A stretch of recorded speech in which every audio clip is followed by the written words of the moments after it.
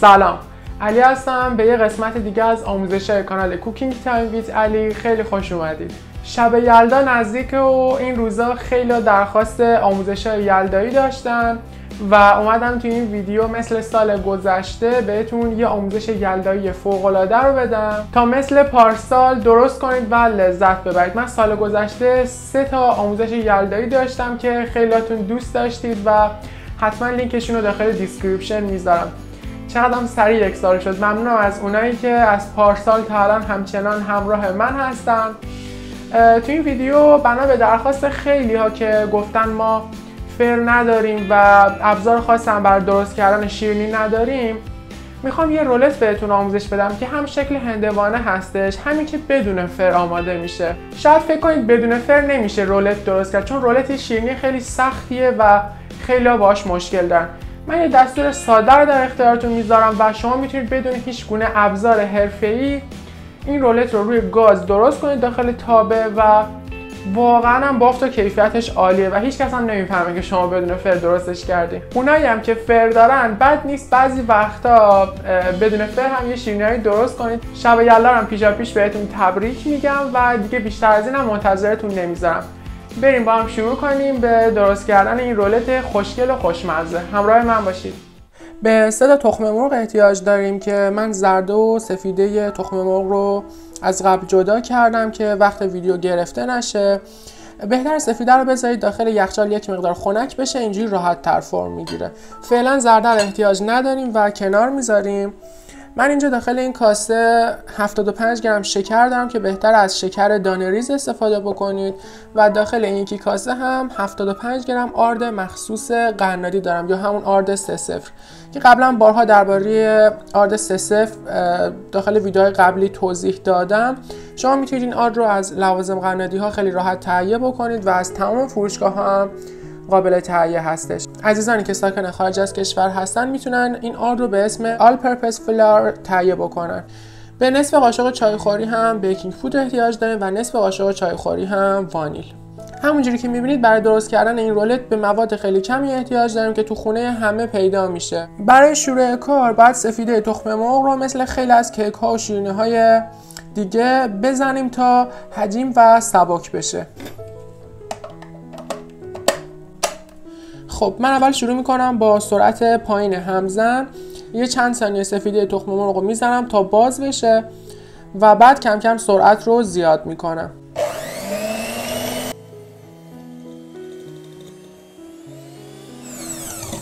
خب یک مقداری که سفیده فرم گرفت و به این صورت در اومد، بعد شکر رو حدود 1-2 قاشق از این شکری که داریم رو باید اضافه کنیم به سفیده.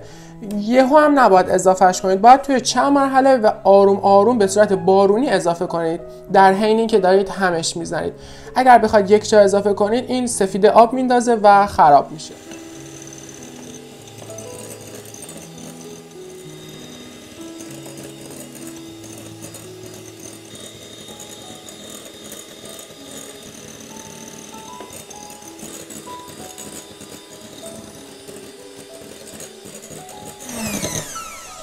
خب دوستان ببینید سفیده تخم مرغ رو من تا جایی زدم که کاملا سفت شده و کاسه رو برمیگردونم به هیچ وجه نمیریزه. من چون سرعت همزنم بالا هستش حدوداً 2 دقیقه طول کشید تا به این صورت کاملا فرم بگیره، ولی اگر سرعت همزن شما پایین هستش و قدرت کمی داره ممکنه تا 7-8 دقیقه هم طول بکشه. خب فعلا سفیده تخم مرغ رو من کنار میذارم و بعد حالا بریم سراغ زرده ها. من زرده ها رو داخل یک کاسه کوچیکتر شکسته بودم و اضافه شکری که داشتیم به زرده اضافه میکنیم و حدود نصف قاشق چایخوری هم وانیل اضافه میکنم. شما اگر دوست داشتید میتونید از وانیل مایع هم استفاده بکنید. اگر خواستید وانیل مایع یا همون وانیل اکسترکت استفاده بکنید 1 قاشق غذاخوری کفایت میکنه. ببینید دوستان، حالا من با همین پرهای همزنی که سفیده رو زدم زرده رو هم میزنم تا کاملا فرم بگیره. الان اشکال نداره که پرهای همزن کثیف باشه و آغشته به سفیده باشه. ولی وقتی که شما دارید سفیده رو میذارید هم ظرفتون باید کاملا تمیز باشه، همین که پره های همزنتون هم باید عاری از هر گونه چربی و کثیفی باشه، چون سفیده تخم مرغ خیلی حساس هستش. و اینکه موقعی که دارید سفیده و زرده رو از هم جدا میکنید، اگر ذره از زرده بره داخل سفیدتون فرم نمیگیره و پف نمیکنه. ولی خب زرده دیگه این حساسیت رو نداره. حالا من شروع میکنم با سرعت تند این زرده رو 3 تا 5 دقیقه میزنم، بستگی به سرعت همزنتون داره، تا این زرده یک مقداری رنگش روشن بشه و یکم پف بکنه.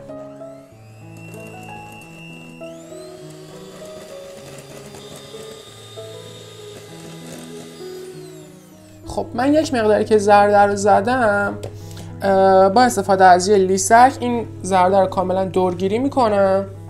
این کار باعث میشه که رولتتون بعد از اینکه پخت دیگه بوی زخم تخم مرغ نده.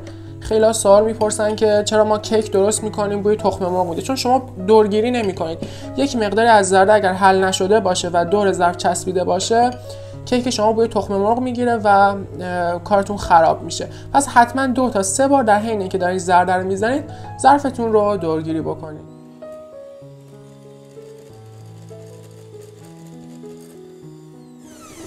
ببینید زرده همینجوری داره روشن‌تر میشه و داره غلیظ و کشدار میشه. من یه بار دیگه دورگیری میکنم.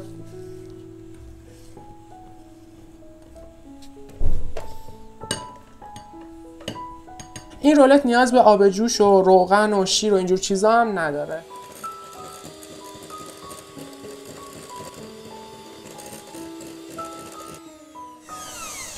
خب دوستان عزیز، ببینید من زرده رو تا جایی زدم که به همین صورت کاملا رنگش روشن شده و حسابی غلیظ و کشدار شده. به این حالت زرده میگن روبانی شدن زرده. نگاه کنید شما وقتی به شکل یه 8 انگلیسی این زرده رو میریزید، شکلش محو نمیشه و دیر محو میشه. میبینید این یعنی زرده به اون حالت رسیده. دیگه از اینجا به بعد همزن کنار میذاریم و بقیه مراحل باید با دست انجام بدیم. خب اینم از زرده. یه بار دیگه بهتون غلیظتش رو نشون میدم. ببینید چقدر پف کرده و حجیم شده.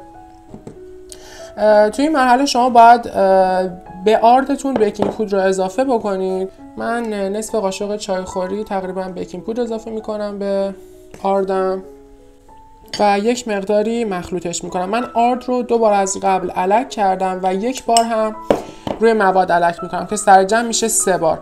این الک کردن خیلی روی کیفیت رولتتون تاثیر میذاره و باعث میشه هم آرد داخل مواد گوله نشه و همین که کاملا بافت کیکتون رو سبک میکنه.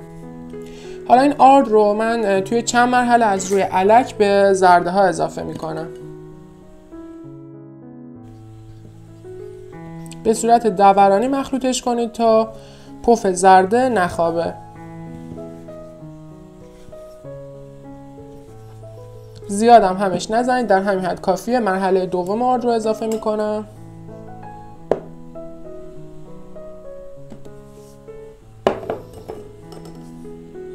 دوباره به همین صورت دورانی مخلوطش میکنم. خب توی این مرحله یک مقدار خیلی کمی از این سفیده تخم مرغی که فرم دادیم رو اضافه میکنیم به این زرده و مرحله آخر آرد رو هم روش الک میکنیم. به این کار میگن به اصطلاح قربانی کردن سفیده یا همون مواد. یعنی اینکه شما یک مقدار از این سفیده رو میریزید داخل زرده و همیش میزنید، اینجوری زرده راحت‌تر مخلوط میشه با آرد و رقیق‌تر میشه و در نهایت کمتر پف سفیده اصلی رو میخوابونه.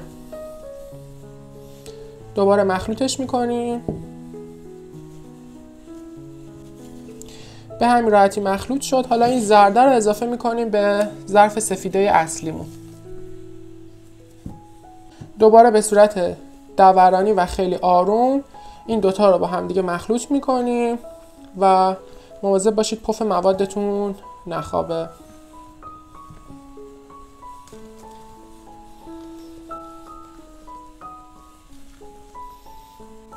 خب این مایه دیگه تقریبا حاضره و دیگه بیش از حد سعی کنید همش نزنید.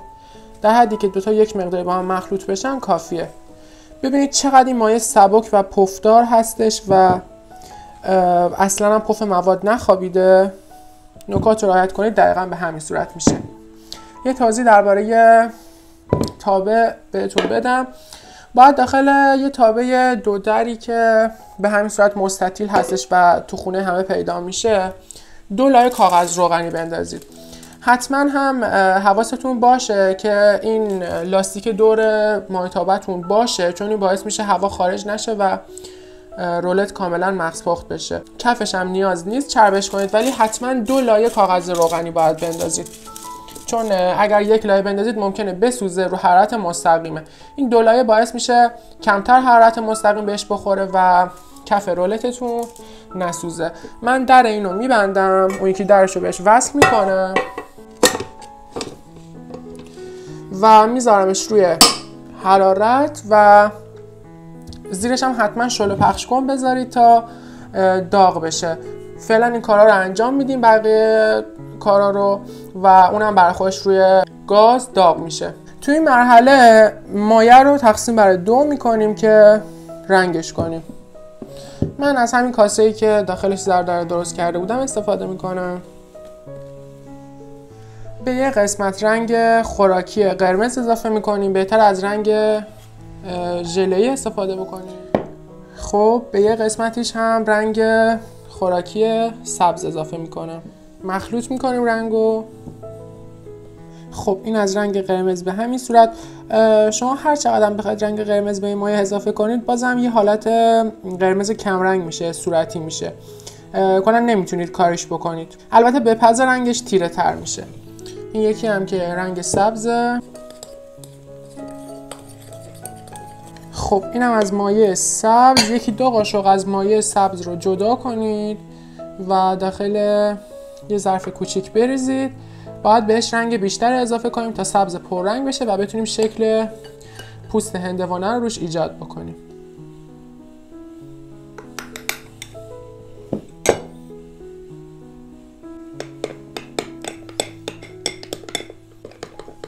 خب حالا اینو میریزیم داخل یه قیف پلاستیکی به همین صورت و درش رو گره میزنیم. خب اینم آماده شد، کنار میذاریم. خب این تابه داغ شده و من آوردمش. مواظب دستتون باشید، زیرش هم یه پارچه گذاشتم که سطح آسیب نبینه. حالا مواد قرمز رو از این سمت و مواد سبز رو از این سمت میریزیم.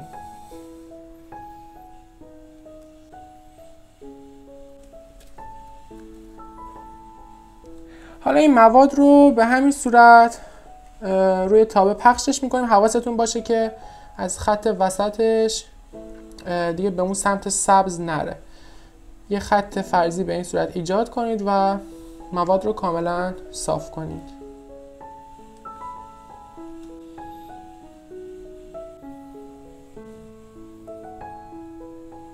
توی این مرحله اون یه مقدار موادی رو که بهش رنگ بیشتری اضافه کردیم رو سر قیف رو یه مقداری میبریم و بعد به این صورت خطی تزیینش کنید.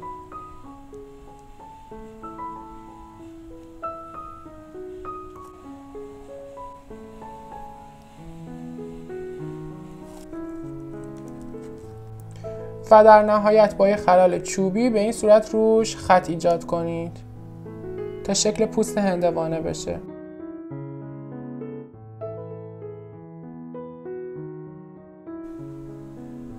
در نهایت به همین صورت در میاد و حالا درش رو میبندیم و میذاریمش روی حرارت ملایم با شعله پخش کن.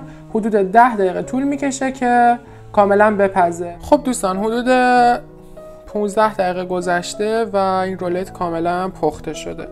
برای اینکه تست کنیم ببینیم پخته یا نه یه سیخ چوبی رو فرو میکنیم. اگر تمیز بیرون اومد یعنی کیک کاملا پخته. ببینید توی تمام نقاطش که فرو میکنم کاملا تمیز میاد بیرون. دیگه بیشتر از این نذارین روی حرارت بمونه، چون اگر خشک بشه ترک میخوره و کارتون خراب میشه. اول با یه چاقو دورش رو یک مقدار آزاد میکنیم. بعدش یه ورق کاغذ روغنی میارید و به راحتی رولت رو برش میگردونید. به همین راحتی کاغذ روغنی هم جدا میکنید ببینید بدون ذره سوختگی یه نون رولت عالی داریم. این بالاش و اینم از اینجاش. کاملا هم میتونید به این صورت تاش کنید و پاره نمیشه. اگر تایم مناسبی بذارید بپزه به هیچ وجه ترک نمیخوره. با اینکه روی گاز پخته شده ولی باز هم کیفیتش خیلی خوبه. حالا تا سرد نشده سریعا ما باید این رو با استفاده از کاغذ روغنی رولش کنیم و بذاریم یه چند دقیقه استراحت کنه. استثناً چون این رولت روی گاز پخته شده باید این مرحله رو انجام بدیم، ولی اون رولتی که قبلا بهتون یاد داده بودم نیاز به این کار نداشت و رولت اصلی اصلا نمیخواد که شما اینجوری با کاغذ بپیچیدش و بذارید استراحت کنه. خیلی آروم شروع کنید به رول کردن. با حوصله این کار رو انجام بدید تا رولتتون خوب بشه. کاملا دو تا طرفش رو ببندید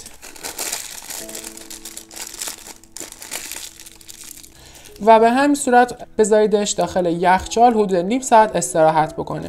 اینجوری کاملا حالت میگیره و موقعی که میخواید رولش کنید دیگه ترک نمیخوره. خب حدود نیم ساعت گذشته و نون رولت استراحت کرده. حالا بازش میکنیم.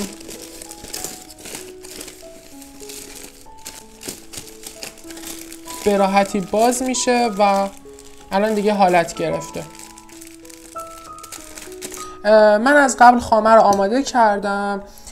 توی ویدیوهای قبلی آموزش خامه فرم گرفته رو بهتون داده بودم. داخل یه ویدیو آموزش دادم که چجوری با خامه قنادی‌های ایران خامه رو فرم بدید و توی ویدیو هم برای افراد ساکن خارج از کشور فرم دادن خامه مایع رو آموزش دادم. میتونید از لینک هایی که بالای صفحه میاد ویدیوشون رو ببینید. من حدود 250 گرم خامه رو فرم دادم که نصفش رو به رنگ صورتی تقریبا در آوردم. یک مقداری باید کم رنگ تر از این نون رولت باشه و به قرمزی نزنه که خامش مشخص بشه. یه قسمت دیگه خامه رو هم به صورت سفید نگه داشتم.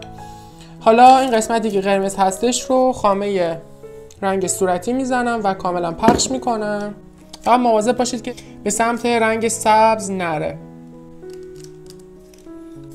میتونید با استفاده از یه پالت یا هر وسیله‌ای که دارید صافش کنید. حالا چون مهم نیستش من با یه چاقو اینو کاملا صاف میکنم. خب به همین صورت قسمت قرمز رنگش رو خامه زدم و حالا خامه سفید رو به قسمت سبز رنگ میزنم.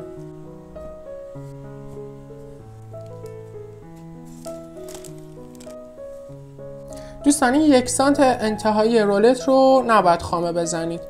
من به همین صورت خامه این قسمت رو جدا میکنم. خب خامه رو که کاملا صاف کردید حالا باید به آرومی و با ظرافت این رولت رو رولش کنید. از سمت قرمز باید شروع کنید به رول کردن. میتونید از کاغذ روغنی هم یک مقداری کمک بگیرید.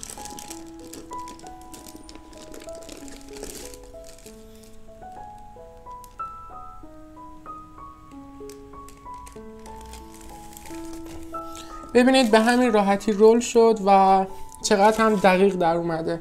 قسمت قرمزش میره تو و رنگ سبزش هم سمت بالا میمونه و شکل پوست هندوانه رو ایجاد میکنه. اگر مراحل رو دقیق انجام بدید کاملا شکل هندوانه میشه. دوستان ببینید حتی ذره هم ترک نخورد با اینکه داخل تابه درست کردیم. حالا با همین کاغذ روغنی دوباره من میبندمش و دو تا طرفش هم به همین صورت کاملا میپیچیم و میبندیمش و به همین صورت میذاریم داخل فریزر حدود 1 ساعت تا 1 ساعت و نیم بمونه تا کاملا سرد بشه و بتونیم راحت برشش بزنیم. خیلی ممکنه براشون سوال پیش بیاد که آیا این توی فریزر میذارید یخ نمیزنه؟ نه، توی تایم کم یخ نمیزنه و کاملا تا قسمت وسطیش خنک میشه و راحت برش میخوره. پس خیالتون راحت باشه. خب دوستان عزیز، رولت کاملا داخل فریزر موند و حدود 1 ساعت استراحت کرد. الان کاملا خنک شده. من دو تا طرفش رو بریدم و حاشیه ها رو جدا کردم تا شکل اصلی رولت کاملا مشخص بشه. ببینید به چه زیبایی در اومد. البته برش بزنیم و یک مقدار به سمت وسطش بریم زیباتر هم میشه و شکل اصلیش کاملا مشخص میشه. واقعا فکر میکردید بتونید داخل تابه همچین رولت خوشبافت و عالی درست کنید بدون ذره ترک و مشکل. خب حالا من میخوام براتون برش بزنم. بهتر از یه چاقوی اره ریز استفاده بکنید. من دارم از این مدل چاقو استفاده میکنم که دندونه های خیلی ریزی داره و راحت میتونیم رولت رو برش بزنیم.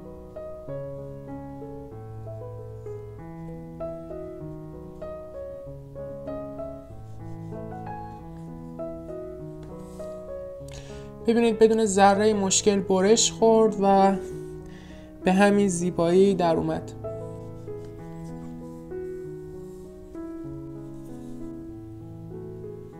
این هم از یه برشش. ببینید چقدر تمیز در اومده و ببینید چه بافت نرمی داره. برای تزیینش میتونید از شکلات چیپسی اشکی استفاده بکنید که شکل هسته هندوانه بشه، یا میتونید شکلات رو هم آب بکنید و روش به شکل گرد قیف بزنید که شکل هسته هندوانه بشه. خب دوستان عزیز، من با شکلات چیپسی اشکی شکل هسته هندوانه روش ایجاد کردم و به همین زیبایی در اومده. رولت رو اگر از وسط برش بزنید و نصفش کنید دقیقاً شکل یه برش هندوانه میشه. قسمت سبز پوستش، قسمت سفیدش و قسمت قرمزش. دیدید که چقدر راحت میتونید حتی بدون داشتن ابزار خاصی یه رولت عالی رو درست کنید. حالا من میخوام براتون تستش رو انجام بدم و بافتش هم واقعا نرم و عالیه. واقعا با رولت های اصلی مو نمیزنه، خیلی خوشمزه است، بافتش واقعا عالیه. خودتون دیگه میتونید متوجه بشید از ویدیو. اصلا انگار نه انگار که بدون فر درست شده، بی‌نظیره. دوستان عزیزم مرسی که مثل همیشه تا اینجای ویدیو همراه من بودید. بازم بهتون پیشاپیش شب یلدا رو تبریک میگم. امیدوارم که در کنار خانواده حسابی لذت ببرید و حتما هم شیرینی‌های خوشمزه‌ای که بهتون آموزش دادم رو درست کنید و نوش جان کنید. حتما هم آموزش‌های دیگه یلداییمون هم ببینید. من پارسالم بهتون چند مدل شیرینی یاد داده بودم، باسلوق آموزش داده بودم، کیک خامه‌ای به شکل برش هندوانه آموزش داده بودم که یه کیک حرفه‌ای خیلی خوب بود. اگر دوست داشتید میتونید اونا رو هم درست کنید. لینکشون هم داخل دیسکریپشن هستش و براش یه پلیلیست هم تشکیل دادم به اسم پلیلیست شب یلدا.